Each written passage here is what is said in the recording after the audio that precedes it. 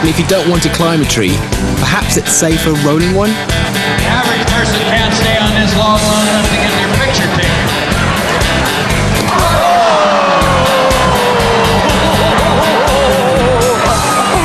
Ooh! That's got to hurt, man. The seconds are ticking down all too fast to my event with Lee. Don't forget to breathe. Remember your legs. Use your legs. When you're bending over, come down. Don't bend over because it'll cut your wind off. I'm going to blow this thing off. Meanwhile, Ironman Rob Weibel is still going for the top prize.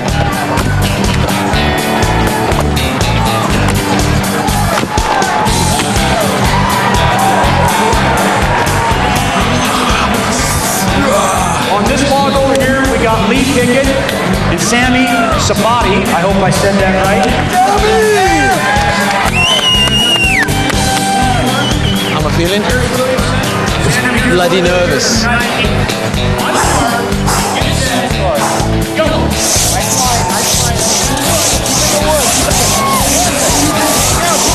Come on, Lee!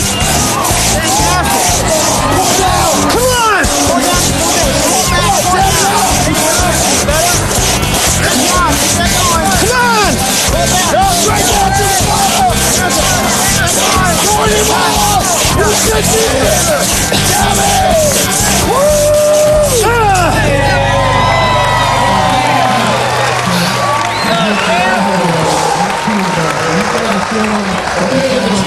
Good job, Cindy. Nice cut. Oh!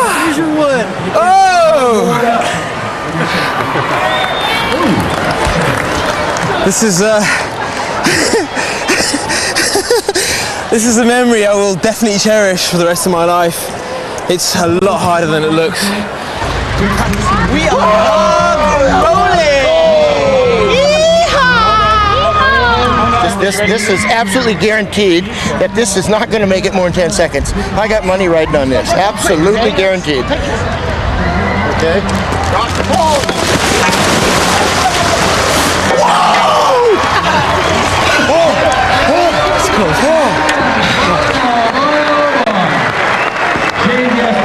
It's been 24 hours of like new experiences.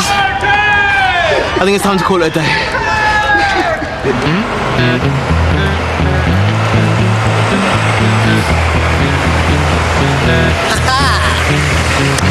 Alright. I'm going up to Astoria! Can I get in? Alright. With a lift from a friendly local logger, my journey continues south from Hoquiam to where the Columbia River marks a state line, and I cross to the historic town of Astoria, over the 4-mile-long Astoria Bridge from Washington into Oregon.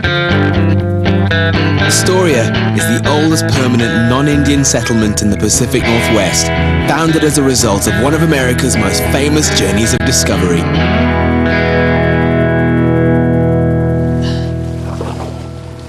In 1804, when virtually the entire Pacific Northwest was Indian country, President Jefferson sent out an expedition from the Mississippi to explore the unknown territory. This back-breaking journey to the Pacific coast, just up here, took Lewis and Clark's team of about 30 or so a year and a half, much of it by canoe. I'm telling you, these guys were fit.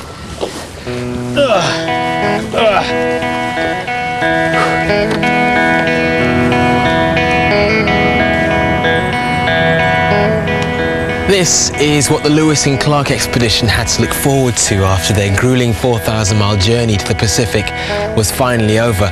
Not exactly a luxury hotel, but this, which they built in a couple of weeks, Fort Clatsop. There you go, look at Mom. What would you say? Lewis and Clark! Every feature at the fort has been accurately recreated. That cannot be too comfortable. Everything on show here, from the weaponry used to the raccoon hats worn, is based on details given in the extensive journals that Lewis and Clark's team wrote whilst cooped up here. For example, it's described how wildlife was shot for food, 3, and how the animal's fat was used to make candles. That would burn for a couple of hours, and that would be the candles that they made. It smells like animal fat. It is pure animal fat. Yeah. And when they were crossing the Bitterroot Mountains and were short on food, they may have eaten some of their candles. Really? Because it was a source of fat. So can I eat this? You could eat it.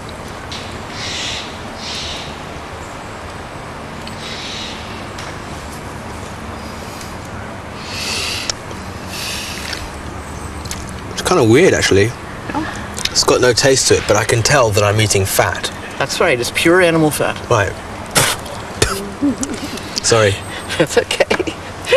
It's disgusting. But you do what you have to do to survive. That's right. Hey, luckily camping conditions have improved along the Oregon coast since the days of Fort Clatsop 200 years ago. Just up the road near the fort is something a lot more comfortable for modern-day softies like myself. Oddly enough, it's a Mongolian yurt. There are actually hundreds of these yurts up and down the coast. They've proved really popular, and you can see why. I mean, they've got everything you need. So there's a heater over there. Outside, there's a hot shower. There's a barbecue pit. This is really cool, and it's just $30 a night. Before leaving Astoria, I head for the harbour to check out a big local fishing controversy. In the days of Lewis and Clark, the Pacific Northwest was absolutely teeming with wildlife. Today, in places like this Astoria Harbour, it still is.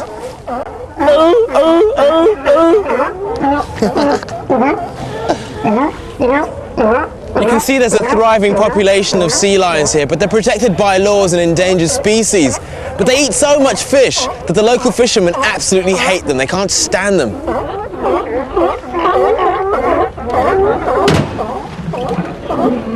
You might get 4 or 5 fish in the net. They probably get 3 of them, 3 or 4 of them.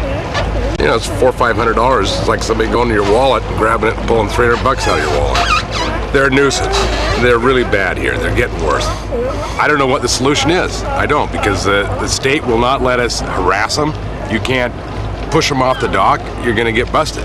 You can't shoot at them. You can't do anything when they're in your net. I don't know what the answer is. I really don't. I'd like to shoot every one of them myself. It's definitely time to get out of here.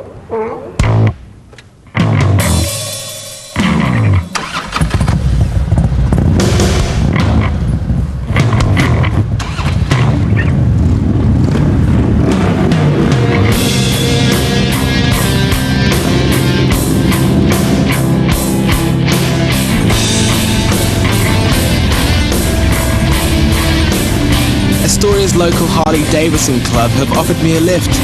We're heading down the coast on Route 101, and they're kindly taking me all the way to my next destination of Florence. Lucky me. Route 101 runs the length of the Pacific US coast and is one of America's most beautiful drives. The Oregon stretch is a feast for the eyes and stomach, with incredible views and great little home-cooked diners. Well, you hungry? Yeah, let's go try some chowder. Let's get some food. Sometimes you guys get a bit of a bad rap, just in terms of your image. That's the 1%. That kind of badass image that you guys have. Right. But you guys are really fun. Pretty. It's normal people. Yeah.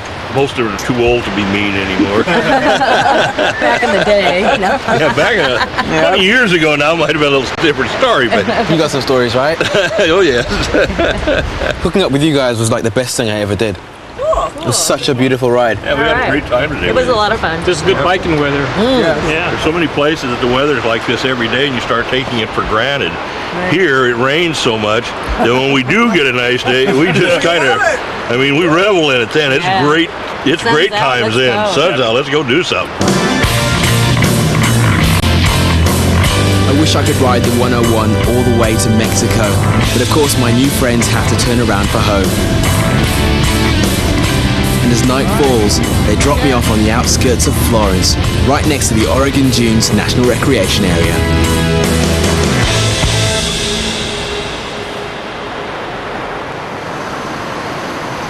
There they are, the renowned Oregon dunes. Apparently this is where you'll find some of the biggest coastal sand dunes in the world. Woohoo!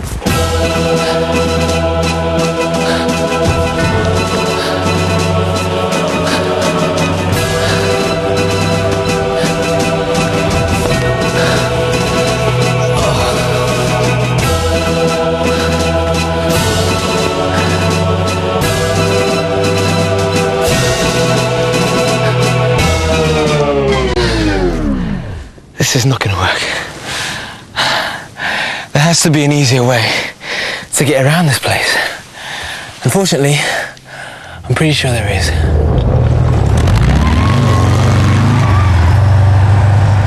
Hey. Hey, come on in. Hey guys. Oh, thank goodness. Woohoo!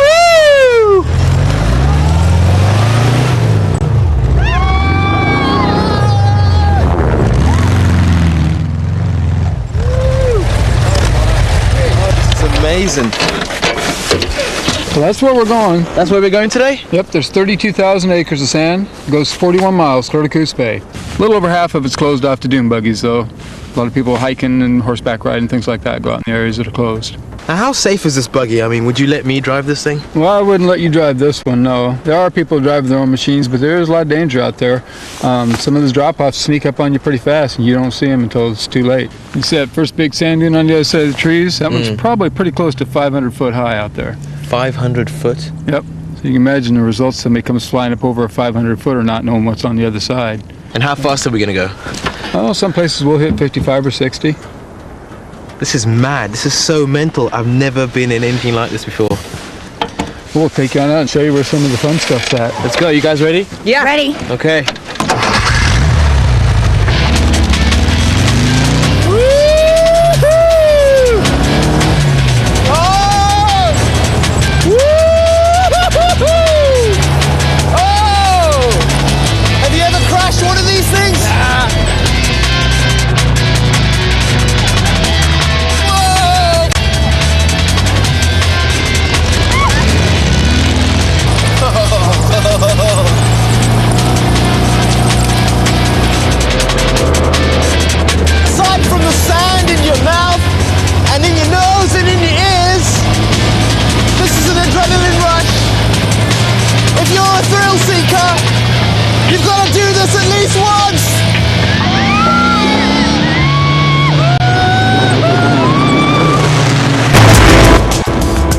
The next morning, it's time to say goodbye to the fabulous Pacific coast and head inland.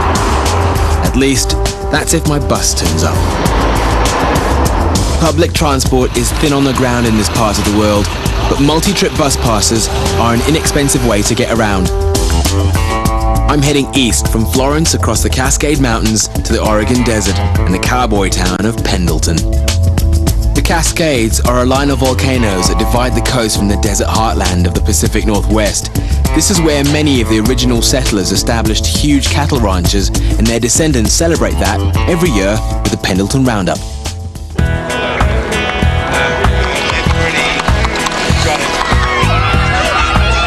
Howdy! In the 1840s, 40 years after the explorers Lewis and Clark had blazed a trail, tens of thousands of pioneering settlers headed west through Pendleton along the so-called Oregon Trail. Every year, the Roundup reenacts this massive migration. All of my ancestors came on the Oregon Trail to get over here. I had grandparents, great-grandparents, and great-great-grandparents that came over. Some of the earliest ones came in the 1860s and then in the 1870s. And they came by horse and buggy and horses just like this and mules, and some of them even came with an ox team. They were hardy people, and that's why they were able to settle west, I think. And today's rodeo competitors, although all professionals, still have that Wild West grit, especially the bull riders. Rules are simple. You gotta hang on for 8 seconds.